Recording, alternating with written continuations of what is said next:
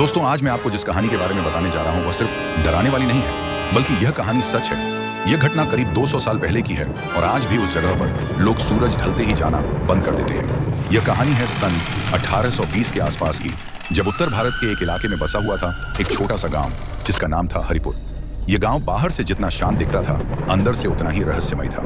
गांव के बीचों बीच एक बहुत पुराना तालाब था जिसे लोग काला तालाब कहते थे। दिन में सब ठीक रहता था, लेकिन जैसे ही शाम होती कोई भी उस तालाब के पास नहीं जाता था। कहा जाता था कि तालाब के नीचे कुछ ऐसा दबा है जो जिंदा नहीं है लेकिन सोता भी नहीं है। उस समय गांव में रहता था एक परिवार। रामदीन का रामदीन बहुत गरीब था लेकिन ईमानदार इंसान था।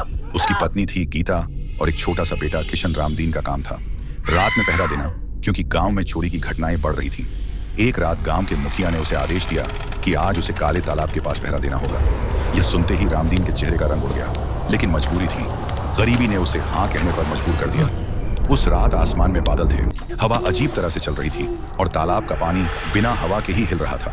रामदीन हाथ में मशाल लेकर तालाब के किनारे खड़ा था। तभी उसे पानी से किसी के चलने की आवाज सुनाई दी। उसे लगा शायद कोई जानवर होगा, लेकिन तभी पानी के अंदर से किसी औरत के रोने की आवाज आई। आवाज इतनी दर्दनाक थी कि रामदीन के हाथ कांपने लगे। उसने हिम्मत करके आवाज दी, कौन है वहां?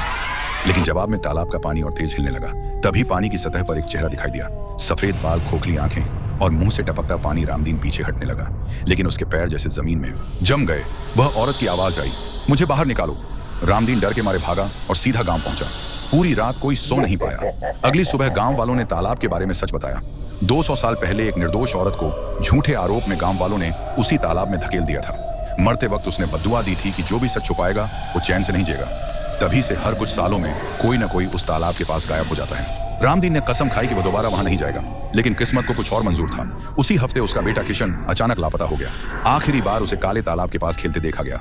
पूरे गांव ने तालाब छान मारा, लेकिन कुछ नहीं मिला।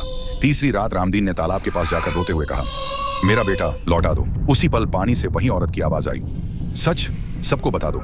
रामदीन ने अगली सुबह पूरे गांव के सामने वो राज खोल दिया जो पीढ़ियों से छुपाया जा रहा था। गांव कहानी वालों ने डर के मारे तालाब के किनारे पूजा करवाई और पहली बार उस औरत के लिए इंसाफ मांगा। कुछ दिनों बाद किशन गांव के बाहर बेहोशी की हालत में मिला जिंदा था, लेकिन उसकी आंखों में अब भी डर था। आज 200 साल बाद भी वह तालाब वहीं है, लेकिन गांव वाले कहते हैं कि अब वहां कोई आवाज नहीं आती।